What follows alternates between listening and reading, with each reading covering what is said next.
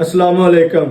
वड्डियां दा बड़ा खान बनया है कि बल्ले दा बल्ला ना होवे ते फुल्ली जरूर होंदी है। एक मुल्क दा बादशाह सी, उस दी और वजीर दी आपस विच बहस हुई कि बादशाह आखदा है कि जेड़ा भी बंदा होवे वो गल मुका सकदा है, पर मुका सकदा है, और वजीर आखदा है कि नहीं जी, जेड़े बादशाह और जेड़े गल्लां मुकाने वाले ने गल वाले बंदे होंदे उन्हां कोल गल्लां मुकदियां ने, या वो ही बादशाही कर सकते हैं। हर बंदे दे वस दा रोग नहीं होंदा।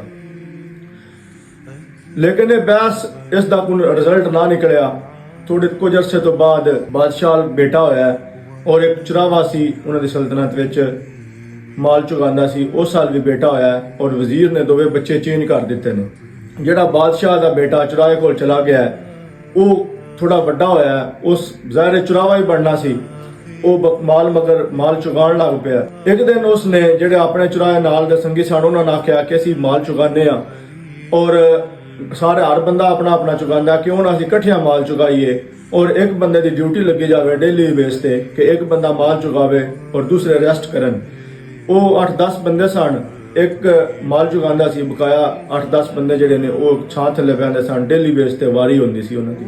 फिर उसने अगला आख्या कि एक दिन हर बंदा एक रोटी लैके आवे करे फालतू।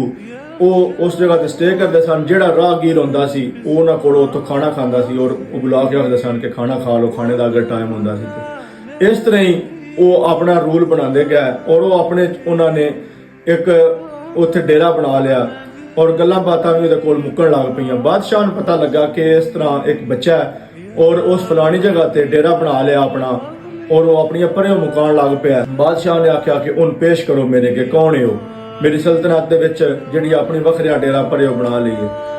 बादशाह दे फौजी गए ने, उन्हां जेडे उस दे अगे बंदे सन, हालांकि बच्चा सी वो छोटा, लेकिन उस अपना रोब बना लिया सी दबदबा, और बादशाह दा ही बेटा सी वो बंदे जिस टाइम गए ने फौज उन फड़न, उन अगों उन्हां दी हथापाई हो गई जेडे उस दे बंदे सन उन्हां दी और बादशाह दे फौजियां दी।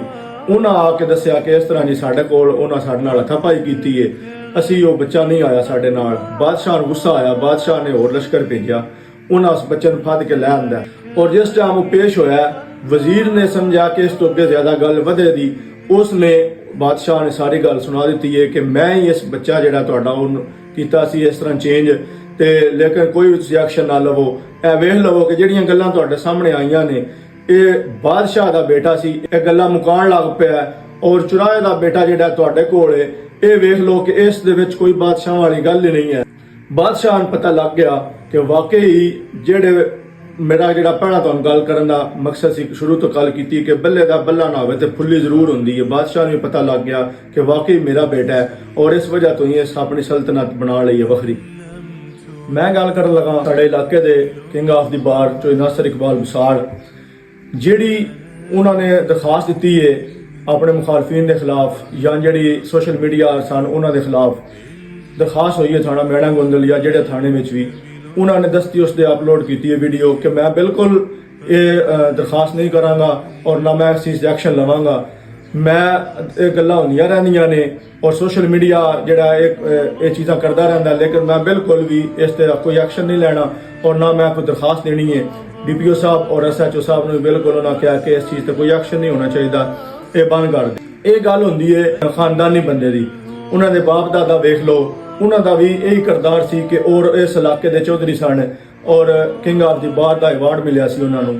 और नासर ने भी अज ये वीडियो अपलोड करके अपने बाप दादा का नाम रोशन किया और अपने कद नूं होर उच्चा किया।